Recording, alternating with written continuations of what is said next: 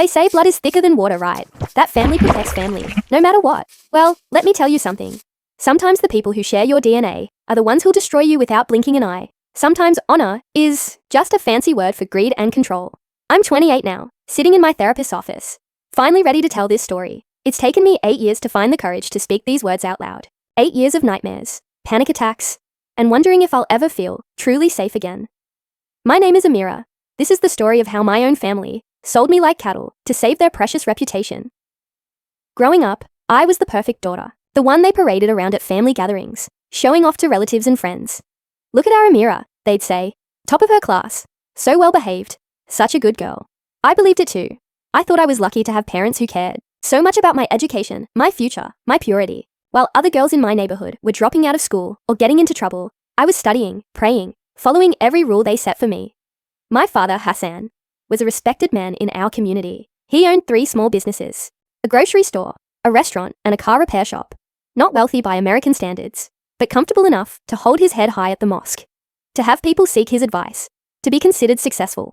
My mother, Fatima, was the perfect, traditional wife. She never worked outside the home, spent her days cooking elaborate meals, and maintaining our household like it was a museum. Everything had to be spotless, everything had to be perfect, because you never knew who might drop by and what they might think. Reputation is everything, Habibti, she would tell me while teaching me to cook. Once it's lost, it can never be fully recovered. I had 2 younger brothers, Omar, who was 15, and Malik, who was 12. They could do whatever they wanted, come home whenever they pleased, hang out with friends until all hours. But me, I had a 6 p.m. curfew, couldn't go anywhere without a chaperone, and every decision about my life was made for me. It's different for girls, my father would say when I complained. We have to protect you, protect your honor. Boys can make mistakes and move on. Girls, he'd shake his head. One mistake and your whole future is ruined. I accepted it. God help me, I accepted it all because I thought they loved me, thought they wanted what was best for me. I was 19, a sophomore in college, studying computer science, when everything changed. His name was David Chen, and he was in my programming class. Sweet, funny, patient, when I struggled with coding assignments. We'd been study partners for months, working together in the library, grabbing coffee between classes. I knew my parents would never approve of me having a male friend, especially one who wasn't Muslim, so I kept it secret, just friendship. I told myself, nothing wrong with friendship, but somewhere along the way, friendship turned into something more. David was gentle, respectful. Everything my parents' warnings about American boys said he wouldn't be. He listened when I talked about my dreams of working in tech, never made me feel stupid when I didn't understand something.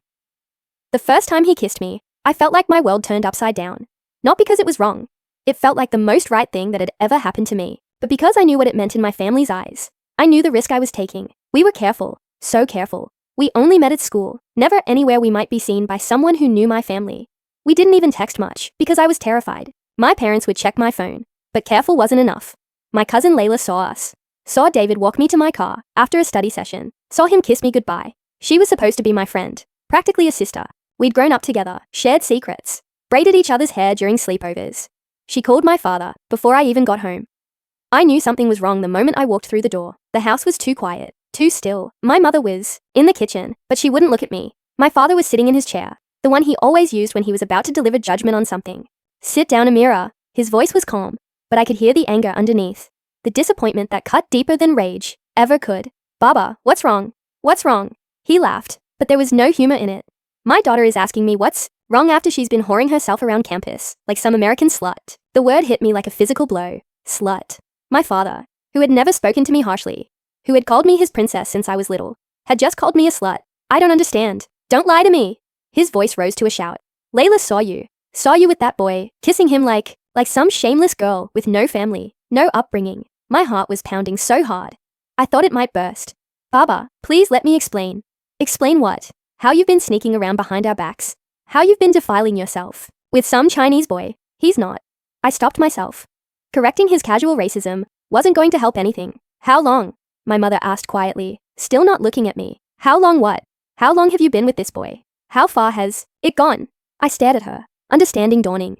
They didn't just think I'd kiss someone. They thought I'd slept with him. It's not what you think. We're just friends. We study together. Friends don't kiss like that. My father said coldly. It was just one kiss. I swear nothing else happened. I'm still pure. God, I hated that word. Pure. Like I was a bottle of water that could be contaminated by human touch. You think we're stupid? My father stood up, towering over me. You think we don't know what happens when girls sneak around with boys. You think one kiss is where it stops. But it is. I swear to God it is. Don't you dare bring God into this. Don't you dare invoke his name after what you've done. I was crying now. Ugly sobs that shook my whole body. Please, Baba. Please believe me. I would never. I'm still your daughter. I'm still good. Good girls don't lie to their parents. Good girls don't sneak around with men. Good girls don't bring shame on their families. I haven't brought shame. The whole community will know by tomorrow, he roared.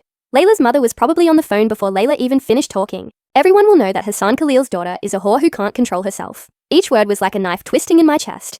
This man who had taught me to ride a bike, who had been so proud when I got into college, who had promised to always protect me, was destroying me with his words. I'm sorry, I whispered. I'm so sorry. I'll never see him again, I promise. I'll transfer schools. I'll do whatever you want. It's too late for sorry, my mother said, finally looking at me. Her eyes were cold, empty. The damage is done. What do you mean? My parents looked at each other, having one of those silent conversations that married couples have. You'll be married, my father said, finally. Married.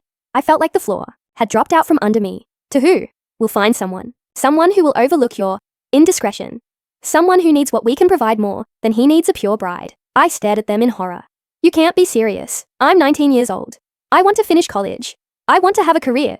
You should have thought about that before you decided to act like a slut. There was that word again. Slut.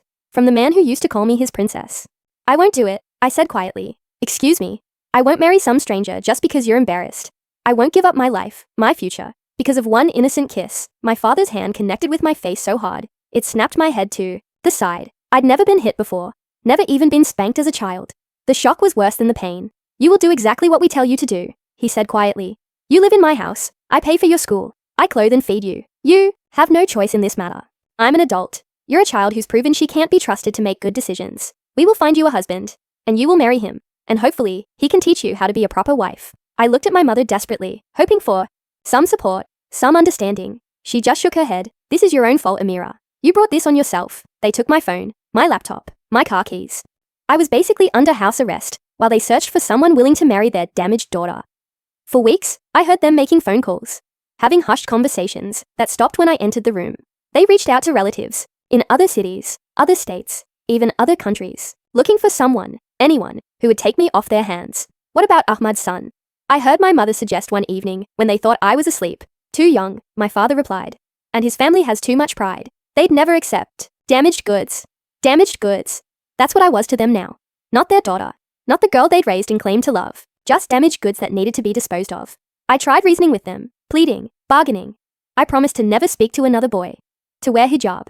To pray 5 times a day. I begged them to let me finish college first. To wait until I was older. You lost the right to make requests when you decided to shame our family, my father said coldly. I considered running away. But where would I go? I had no money, no car, no phone. My friends from school didn't even know I was missing, because my parents told everyone I was sick. The only person who came to check on me was David, who showed up at our house after I'd missed a week of classes. I watched from my bedroom window as my father answered the door, watched him point threateningly at David while saying things I couldn't hear. David tried to argue, tried to push past my father to see me, but my father stepped outside and closed the door behind him. When he came back inside, he was furious. Your boyfriend is persistent, he said, with disgust. But I made it clear that if he ever comes near this house again, or tries to contact you in any way, I'll have him arrested for harassment. He's worried about me. He should be worried about himself. I know people, Amira. People who could make his life very difficult if he doesn't stay away from my family. The threat was clear. David wasn't just forbidden from seeing me. He was in actual danger if he tried. That night, I cried until I had no tears left. Not just for myself, but for David, who probably thought I'd ghosted him, who had no idea what was really happening. After 6 weeks of searching, they found him, Mahmoud al-Rashid, a 50-year-old businessman from Detroit, divorced, with 3 children from his first marriage. He's willing to overlook your situation, my father said, as if this man was doing me some incredible favor. He needs a wife who can take care of his children and won't ask too many questions about his business. His business? Import-export. Very successful. He can provide well for you. I later learned that import-export was code for a lot of shady dealings that skirted the edge of legality. But at the time, all I knew was that I was being sold to a man more than twice my age. What about school? I asked desperately. You won't need school. You'll be a wife and mother. What about his first wife? Why did they divorce? My parents exchanged a look. She was difficult, my mother said finally. She didn't understand her duties as a wife. I found out later that difficult meant she'd had the audacity to call the police when Mahmoud put her in the hospital. But they weren't going to tell me that, of course. I want to meet him first, I said. You will. He's coming next weekend to finalize the arrangements. Arrangements. Like I was a business deal being negotiated. What if I don't like him? It doesn't matter if you like him, my father said bluntly. What matters is that he's willing to marry you despite your shame. You should be grateful. Grateful. I should be grateful that a stranger was willing to take ownership of me because I'd committed the unforgivable sin of letting a boy I cared about kiss me. Mahmoud al-Rashid was everything I'd feared, and worse. Tall, broad, with hands like baseball, mitts and eyes that looked at me like I was a piece of meat he was considering purchasing. He arrived on a Saturday afternoon, driving a black Mercedes that screamed money. He was dressed in an expensive suit, gold watch glinting on his wrist. Cologne so strong it made my eyes water. So this is the girl, he said, looking me up and down like I was livestock at auction. I was wearing my most modest dress, hair covered, eyes downcast like my mother had instructed, playing the role of the submissive daughter who'd learned her lesson. Yes, this is Amira, my father said. She's 19, very smart, excellent cook. She made a mistake, but she's learned from it. What kind of mistake? I felt my cheeks burn as my father recounted my sins to this stranger. The kiss, the lies, the shame I'd brought on the family. Mahmoud listened, with the expression of a man hearing about a car's accident history, before deciding whether to buy it. Has she been examined? He asked casually. Examined? I looked up, confused. By a doctor, to confirm she's still intact. The blood drained from my face. He was asking if I was still a virgin. If I could be physically examined, to prove my purity. That won't be necessary, my father said quickly. I give you my word? Your word is good enough, Mahmoud said. But I want it understood that if she's not what you claim, the marriage will be annulled immediately. They were talking about me like I wasn't even there, like I was a used car being sold with a warranty. She's pure, my mother said firmly. We've raised her properly. Good. Mahmoud turned to me. Stand up. I looked at my parents uncertainly. My father nodded. I stood, trying not to shake, as Mahmoud walked around me slowly, examining me from every angle. Turn around. I wanted to run, to scream, to disappear. Instead, I turned in a slow circle, while this man evaluated my body like he was buying a horse. She's small, he observed. She eats well, my mother said defensively. She just has a small frame. That's fine. I prefer them small. Easier to manage. Easier to manage. The words made my skin crawl. Tell me about your education, he said to me directly for the first time. I'm studying computer science at the university, I said quietly. Not anymore, he said with finality. My wife won't work outside the home. You'll take care of my children and my household. But I love studying. You'll love being a mother more, he interrupted. That's what women are made for. I bit my tongue to keep from arguing. My parents had made it clear that my opinion didn't matter. She's young enough to give you many children, my father said, like this was a selling point. Inshallah, my first wife only gave me 3 before she became problematic. I'm hoping for better results this time. Problematic. That's how he described the woman he'd divorced, the mother of his children. When do you want to have the ceremony? My mother asked. As soon as possible. I don't like long engagements. Too many opportunities for the girl to change her mind or cause trouble. 2 weeks, my father suggested. Perfect. And just like that, my fate was sealed. 2 weeks to say goodbye to the life I'd planned, the dreams I'd harbored, the person I'd been. After Mahmoud left, I tried one last time to change their minds. Please, I begged. Please don't make me do this. I'll be good. I'll never cause problems again. Just let me stay here. Let me finish school. It's decided, my father said coldly.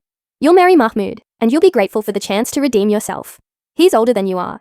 Age brings wisdom and stability. He'll be a good husband if you're a good wife. What if he hurts me? Why would he hurt you if you do as you're told? The question chilled me.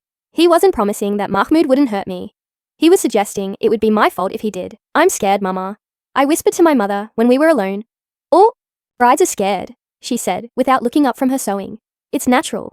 This is different. Something about him. Something's wrong. Nonsense. He's a successful businessman who's willing to overlook your mistakes. You should be thanking Allah for this opportunity. Opportunity to be sold to a stranger who looked at me like property. Did you love Baba when you married him? She was quiet for a long moment. Love comes with time, with respect, with doing your duty. Focus on being a good wife, and love will follow. But I could hear the emptiness in her voice. See the sadness she thought she was hiding. I wondered if love had ever come for her, or if she'd just learned to accept its absence. They called it a wedding, but it felt more like a funeral. My funeral. The ceremony was small, held at the mosque with only immediate family, and a few close friends present. I wore a white dress my mother had chosen. Simple, modest, covering everything but my hands and face.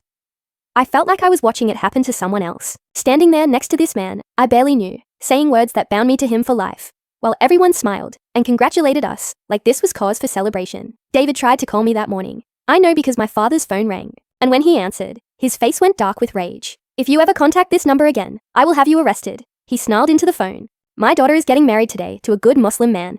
She doesn't want anything to do with you. The line must have gone dead, because my father set the phone down with a satisfied smile. Problem solved, he said.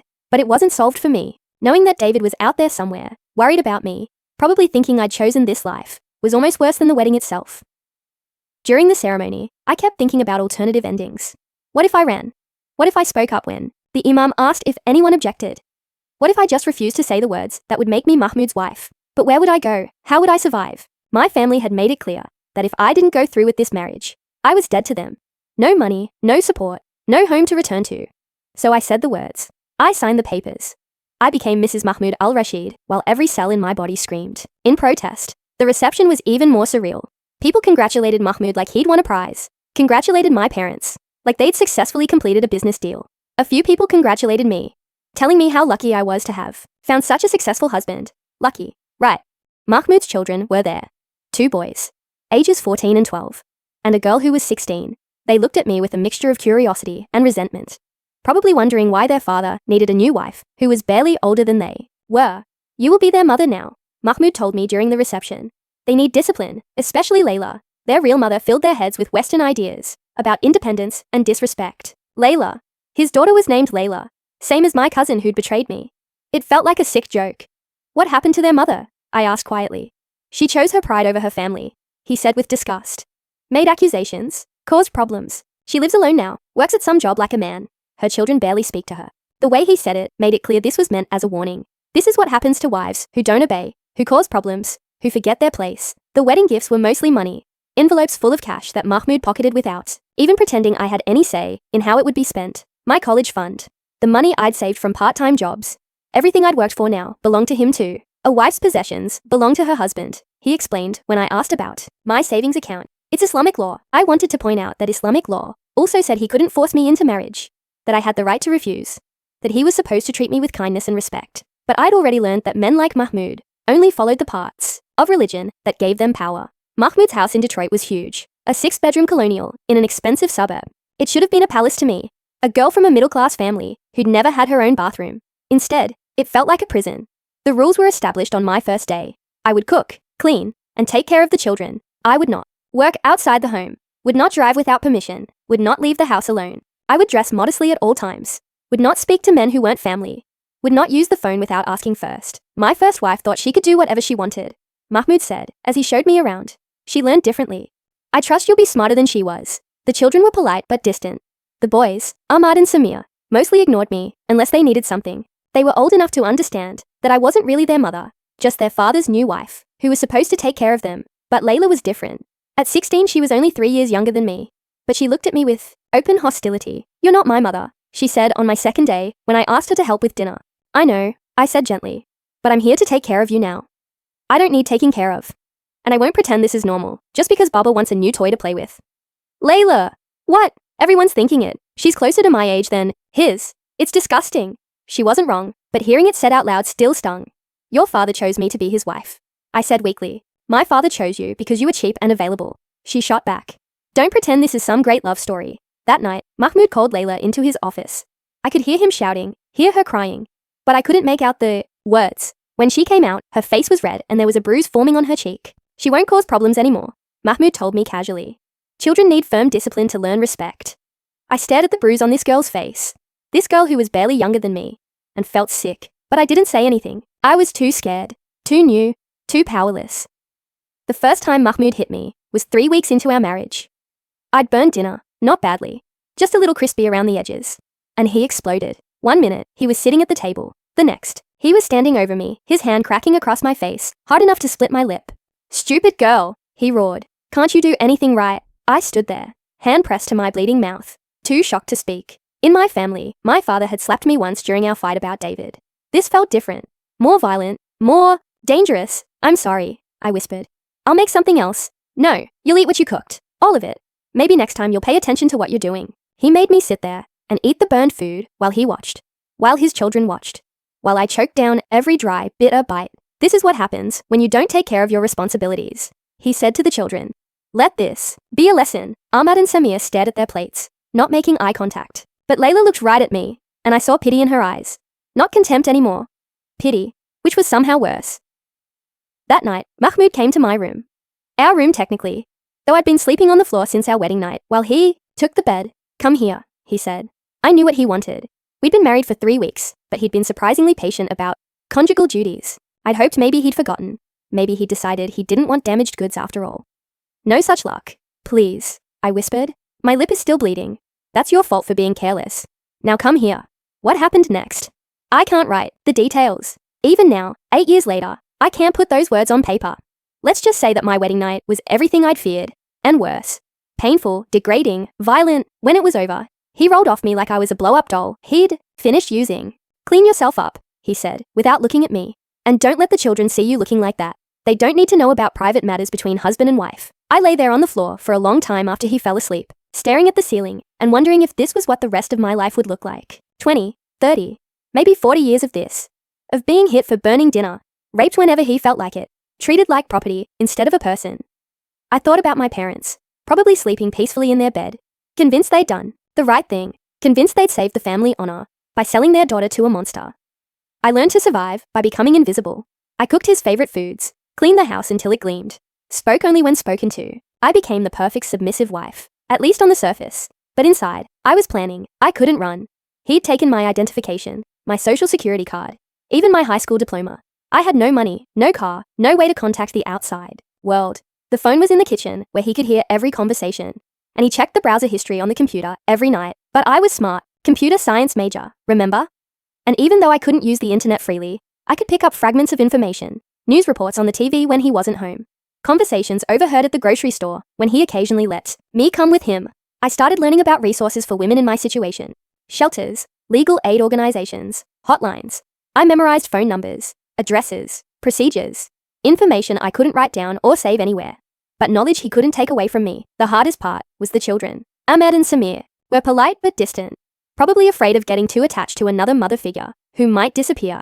But Layla and I developed a strange kind of friendship. She was angry at the world, at her father, at her situation, but she was also smart, observant, and she recognized a fellow prisoner when she saw one. "How long are you planning to stay?" she asked me one day while we were doing laundry. "What do you mean?" "I mean, you're not stupid. You can see what kind of man my father is. How long before you try to leave?" I looked at her carefully. At 16, she was already more worldly than I'd been at 19. She'd seen what happened to her mother, understood the dynamics of power and control in ways I was still learning. "I can't leave," I said quietly. "Because you have nowhere to go. Because I have no money, no papers, no way to survive on my own." "My mother had the same problem," Layla said. "She stayed for 2 extra years because she was afraid of being poor and alone." What changed? He put her in the hospital, broke 3 ribs and her wrist. She realized that being poor and alone was better than being rich and dead. The casual way she said it made my blood run cold. This child had watched her father nearly kill her mother, had probably helped her pack and escape in the middle of the night. Where is she now? She has an apartment across town, works as a secretary. She's happier. Even with all the struggles, she's happier than she ever was here. Do you see her? Layla's face darkened. Baba forbids it, says she abandoned her children, doesn't deserve to see us. But Ahmad sneaks out sometimes to visit her. He tells me she cries every time she sees him, begs him to come live with her. Why doesn't he? Because Baba would kill him. Maybe literally. He's very clear about what happens to children who choose their mother over him. I thought about that conversation for weeks. About Mahmoud's ex-wife, working as a secretary, living in some tiny apartment, crying every time she saw her children, but alive, free, able to make her own choices, even if those choices were limited. It gave me something I hadn't had before. Hope, the breaking point. The breaking point came 4 months into our marriage. I was pregnant. I'd missed my period, been throwing up in the mornings, exhausted all the time. I knew the signs, but I was terrified to confirm it. Terrified of bringing a child into this nightmare, but even more terrified of what Mahmoud would do if I wasn't pregnant. He'd been asking questions, making comments about how long it was taking. His first wife had gotten pregnant immediately, he said. Maybe there was something wrong with me. Maybe I was defective in other ways too. When the home pregnancy test showed positive, I cried for an hour in the bathroom.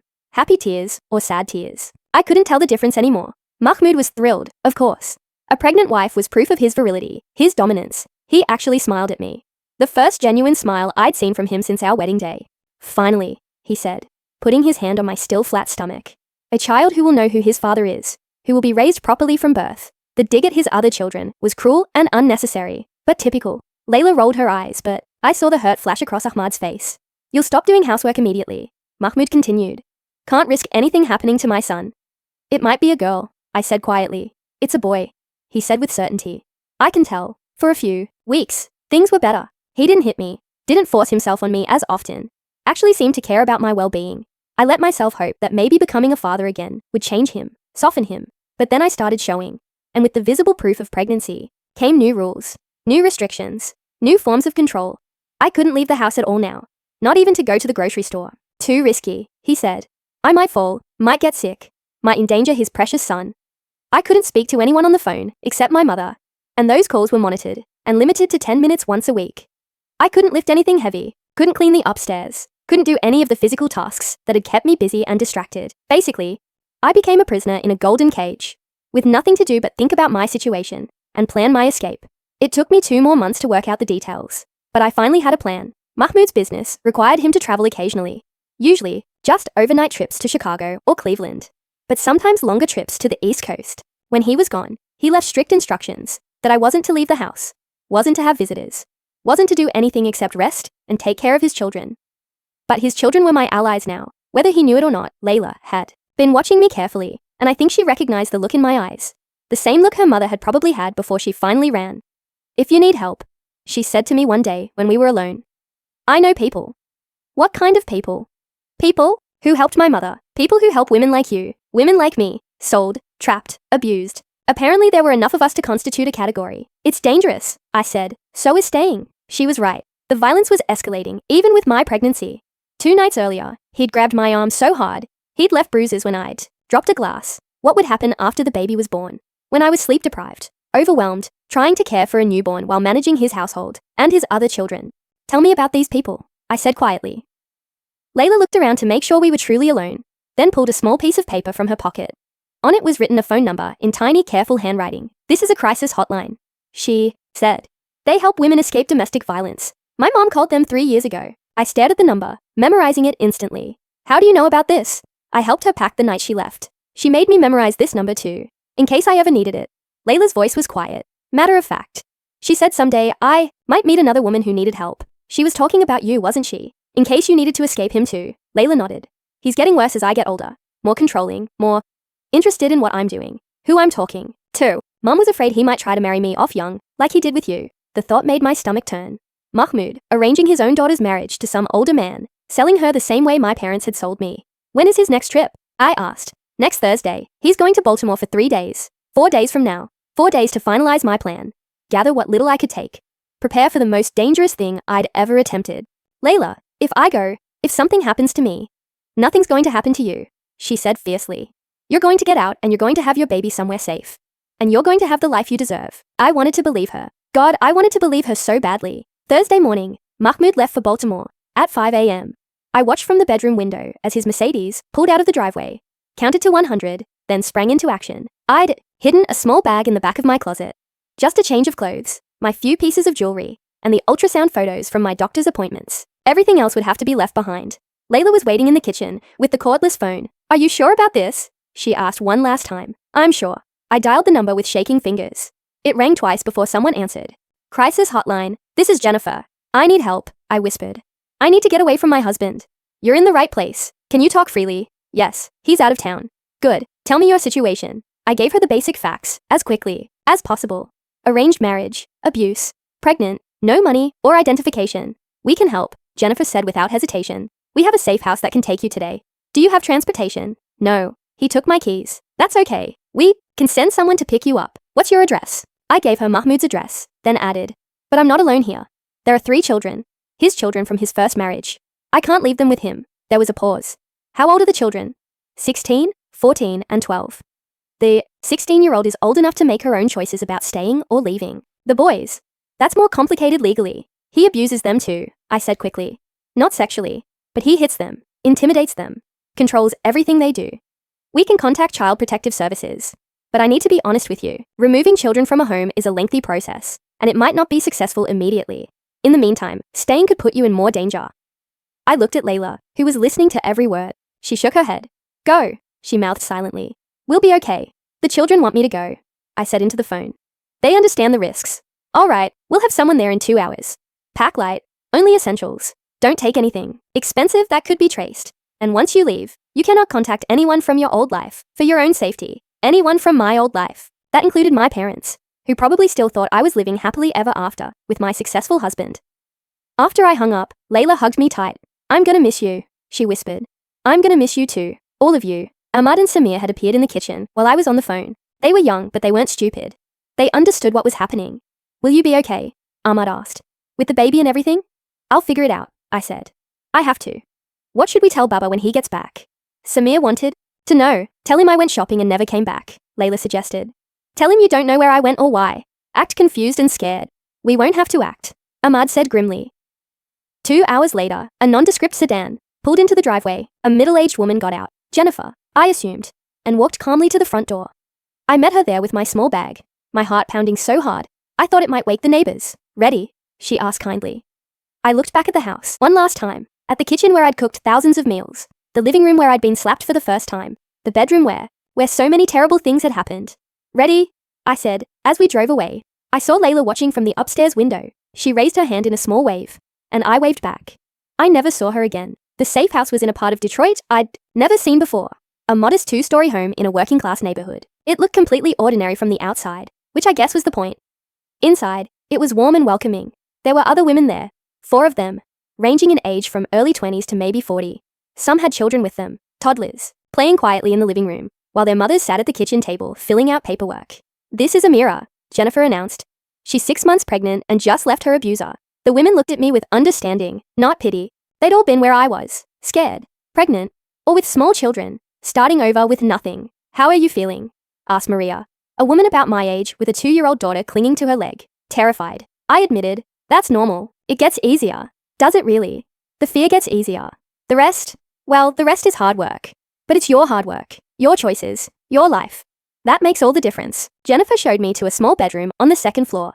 Just a twin bed, a dresser, and a small window overlooking the backyard. It was the first space that had been truly mine since I'd left my parents' house. "You can stay here for up to 90 days, she explained. "That should give us time to get your identification replaced, help you apply for benefits, find you more permanent housing. What about medical care? For the pregnancy, we have a clinic. That works with us. They'll take you without insurance, help you apply for Medicaid. Your baby will be born safely, I promise." That night, lying in my narrow bed in my tiny room, I felt something I hadn't experienced in months. Hope. Real, tangible hope for the future. But I also felt guilt. Guilt for leaving those children with their father. Guilt for the chaos my disappearance would cause. Guilt for the shame I was bringing on my family's name yet again. The guilt would fade with time, I told myself. The hope would grow. Mahmoud returned from Baltimore to find me gone, and his children claiming ignorance.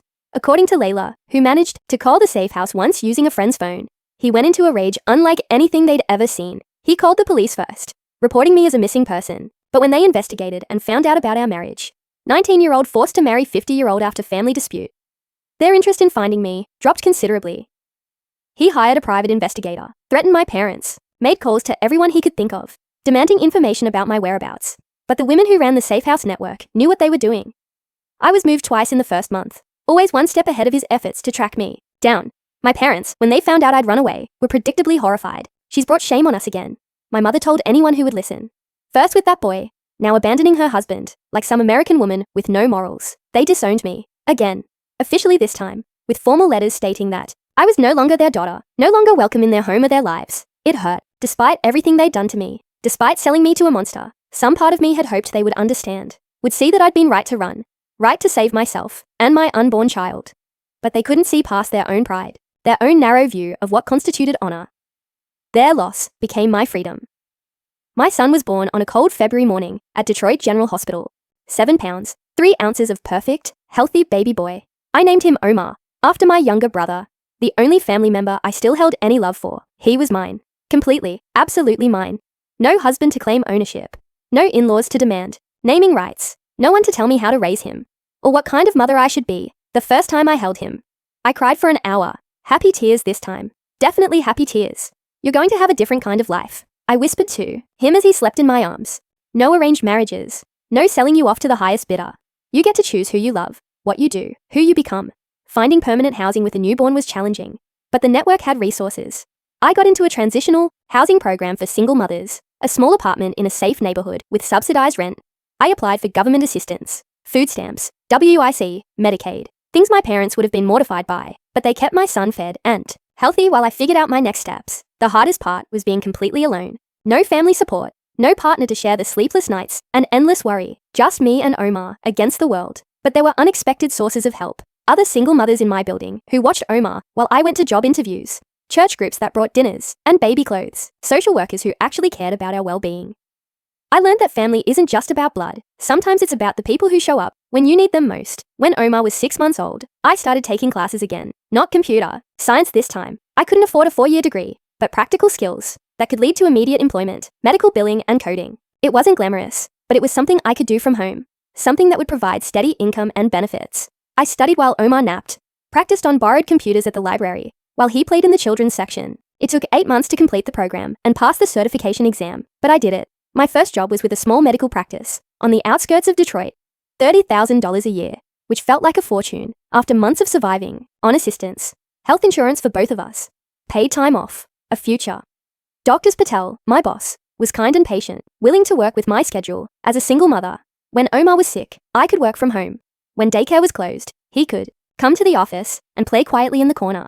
You're a good worker, Dr. Patel told me during my 6-month review. Reliable, accurate, dedicated. I'm giving you a raise. $2,000 more per year. It wasn't much, but it meant we could move to a slightly bigger apartment. Maybe save a little money for emergencies. I was building something, slowly, carefully, but it was mine. Omar was 2 when Mahmoud found us. I was walking out of daycare with my son on my hip when I saw the black Mercedes parked across the street. My blood turned to ice. He was sitting behind the wheel, watching us. When he saw me see him, he smiled that cold, predatory smile I remembered so well. I ran. Literally ran back into the daycare center. Omar bouncing in my arms, my heart hammering against my ribs. Call the police, I gasped to Ms. Linda, the daycare director. What's wrong, honey? My ex-husband. He's outside. He's dangerous. Ms. Linda didn't ask questions.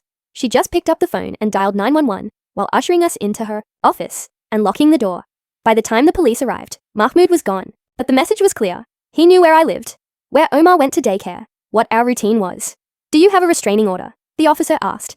No, I didn't think he'd find us. You need to file one immediately, and you might want to consider relocating.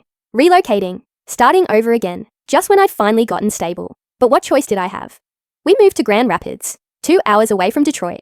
New apartment, new daycare, new job with a different medical practice. I changed our last name to Omar's middle name, Ahmad, and enrolled him in daycare as Omar Ahmad instead of Omar al-Rashid. It felt like being in witness protection, but it was necessary. Mahmoud had resources, connections, and an obsession with getting back what he considered his property. The paranoia was exhausting. Every dark sedan made me nervous. Every phone call from an unknown number sent me into panic mode. I taught Omar not to talk to strangers, not to tell anyone his real name or where we used to live. A 2-year-old shouldn't have to carry those secrets. But I didn't know what else to do. Gradually, though, life settled into a new normal. Omar thrived in his new daycare, made friends, learned to ride a tricycle. I got promoted to office manager at the medical practice, which came with a significant raise and more responsibility. We were surviving, more than surviving. We were building a life. His name was Michael, and he was a nurse at the practice where I worked. Quiet, kind, funny in an understated way. He was good with the patients, especially the children, and he always had a smile. For Omar, when I brought him to work, I wasn't looking for love, wasn't even looking for friendship really. My experience with men had taught me to be wary, to keep my guard up, to protect myself and my son. But Michael was different, patient, respectful. He never pushed, never demanded explanations for my nervousness around men, or my reluctance to talk about Omar's father. I was married before, I told him when we finally went on our first date, 6 months after he'd started asking. It didn't end well. Do you want to talk about it? Not really. That's okay. We all have pasts. He didn't pry, didn't demand details, didn't make me feel like I owed him my entire history. In exchange for his attention, Omar adored him. Michael would play soccer with him in the backyard, help him with puzzles, read bedtime stories in silly voices that made my son giggle uncontrollably. Is Michael going to be my daddy? Omar asked one night after Michael had left. Would you like that? Yeah, he's nice, and he makes you smile. Out of the mouths of babes. Michael proposed on Omar's 4th birthday, in our backyard, with my son helping, by holding the ring box and bouncing excitedly. I know this is complicated, he said, down on one knee, while Omar danced around us. I know you have reasons to be scared. But I love you, and I love Omar, and I want us to be a real family. I said yes. Not because I needed a man to complete me, not because I couldn't survive on my own, but because I'd found someone who saw me as a partner, not property. Someone who loved my son, like his own, who wanted to build a life with us, not control us. We had a small wedding at the courthouse, with Omar as our ring bearer and Dr. Patel and his wife as witnesses. Nothing fancy, nothing that would draw attention or create paper trails that Mahmoud might follow. Omar was 5, and we'd been living as the Ahmad family in Grand Rapids for 3 years, when my past caught up with us again. This time it wasn't Mahmoud who found us. It was my brother Omar, the one I'd named my son after. I was at the grocery store when I heard someone call my name. My real name, the one I hadn't used in years. Amira? I turned around and there he was. 18 now, almost a man. But still recognizably, my little brother. Omar, I whispered. Oh my God, it is you. He looked around nervously, then moved closer. Everyone's been looking for you, Mama and Baba. Mahmoud, even the police at first. How did you find me? I didn't mean to. I'm here visiting a friend at college. I just saw you across the store, and you look the same. Older, but the same. I glanced toward the children's section, where my Omar was playing with a toy car while we shopped. My brother's gaze followed mine. Is that my son? Omar, my brother, stared at the little boy with wonder. He looks like you did at that age. What do you want, Omar? I want to understand why you ran. Why you left your husband, your family, everything. I looked at this boy, this man, who had been my baby brother, who I'd loved so much, who I'd named my son after. He deserved the truth. Because Mahmoud was abusive. Because he hit me, raped me, treated me like property instead of a person. Because I was going to die if I stayed. Omar's face went pale. That's not. Mum and Baba said you were just being dramatic, that you couldn't adjust to married life. Did they tell you he was 50 years old when they sold me to him? Did they tell you he'd put his first wife in the hospital? Sold you, Amira. They didn't sell you. They arranged a marriage. For money. He paid them money to take their problem daughter off their hands. My brother looked stricken. That can't be true. Ask them. Ask them how much he paid, and whether they kept the money. We stood there in the cereal aisle. Two people who used to be family. Separated by years of lies, and different versions of the truth. Come home, Omar said quietly. Come back. Mama cries about you sometimes, when she thinks no one is listening. Baba too, though he won't admit it. Home to what? To parents who disowned me twice. To a community that thinks I'm a whore for kissing a boy I cared about. Things have changed. Have they? Would they welcome me back if I showed up divorced? With a son? Would they accept that I was right to leave my husband? Would they apologize for selling me in the first place? Omar was quiet for a long moment. I don't know, he said finally. I do know. They'd find a way to make it my fault. They'd say I should have tried harder to be a good wife. Should have been more patient. Should have sacrificed more. But your family. Family doesn't sell their daughters to abusive men. Family doesn't disown someone for trying to save their own life. My son, my Omar, came running over with the toy car. Mama, can we get this? We'll see, baby. I looked at my brother. This is my family now. My son, my husband who loves I and respects me, the life we've built together. Husband, I remarried, to a good man who treats me like a partner, not property. Omar, my brother, looked at my son, then back at me. Will you at least think about calling them? They're getting older and, no. The word came out harder than I intended. I won't put my son at risk of learning to think the way they think, to treat women the way they treat women. I won't expose him to people who think love comes with conditions, and honor is more important than happiness. Amira. My name is Sarah now, Sarah Ahmed. Amira died the day her parents sold her to a stranger. I took my son's hand and walked, away from my brother, my past, the family that had never really been family at all. Peace.